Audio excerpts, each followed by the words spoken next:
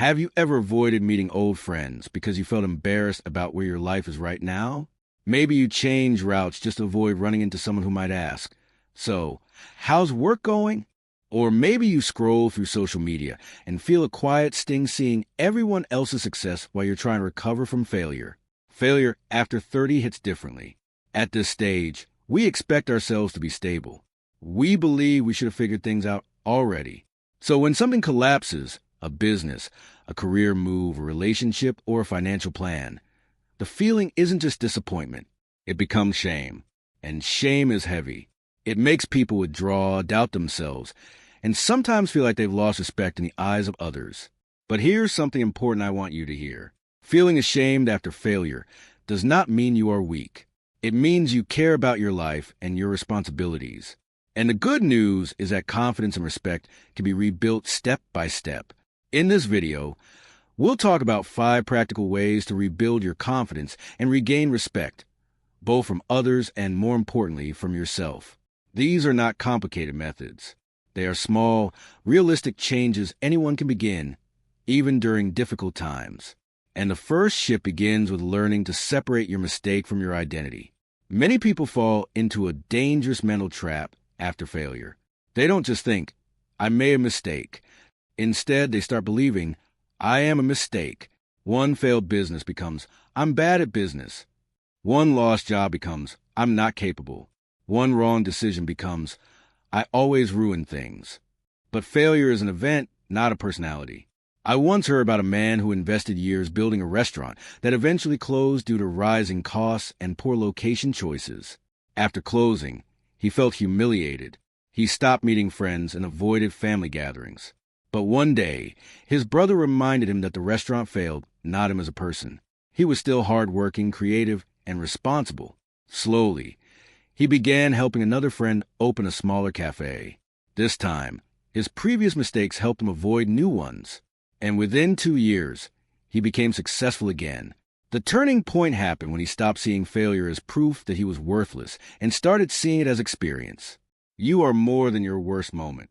Separating your identity from your failure allows confidence to slowly return. Another powerful step toward rebuilding confidence is taking small actions that restore self-respect daily. After failure, people often lose structure. They sleep late, neglect health, postpone tasks, and delay decisions. These small habits quietly damage confidence because deep inside, we know we're avoiding responsibility. Confidence grows when actions match intentions. A woman who lost her corporate job once decided that even while unemployed, she would keep professional routines.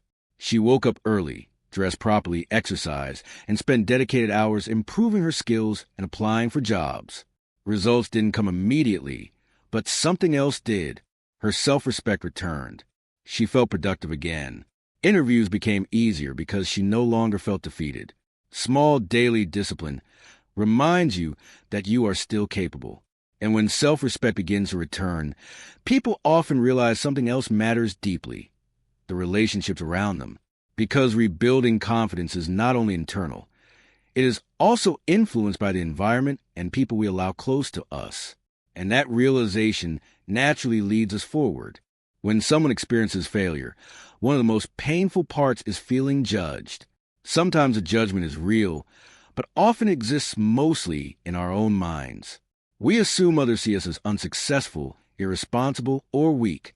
And because of this fear, many people isolate themselves exactly when they most need support. That's why another important way to rebuild confidence and respect is choosing the right people to stay around during difficult times. Not everyone deserves access to your vulnerable moments. Some people criticize without understanding. Others compare lives and add pressure. Spending time with those voices makes recovery harder. A friend once shared how, after his company collapsed, he avoided gatherings because some relatives constantly asked uncomfortable questions. Instead of forcing himself into those situations, he began spending more time with friends who simply listened and encouraged him. Those conversations helped him think clearly again. Supportive environments remind you that failure is temporary, not permanent. And sometimes, rebuilding confidence also requires repairing trust or respect through honest communication. After failure, People sometimes avoid conversations with family members, partners, or colleagues because they feel they've disappointed them. But silence often creates more misunderstanding. A woman who accumulated debt after a failed business once admitted she hid financial problems from her spouse out of shame. Stress grew until arguments became frequent. Eventually, she decided to openly discuss the situation and create a recovery plan together. Surprisingly, her partner felt relieved to finally understand the situation. Instead of blame, teamwork appeared. Together, they rebuilt finances step by step. Honesty may feel uncomfortable, but often restores respect faster than avoidance. Another crucial step toward rebuilding confidence is proving reliability again through small, consistent actions. After setbacks, people sometimes promise big changes but struggle to deliver. Confidence from others returns when they see consistent, realistic effort instead of grand declarations. A former employee fired for poor performance once started freelancing.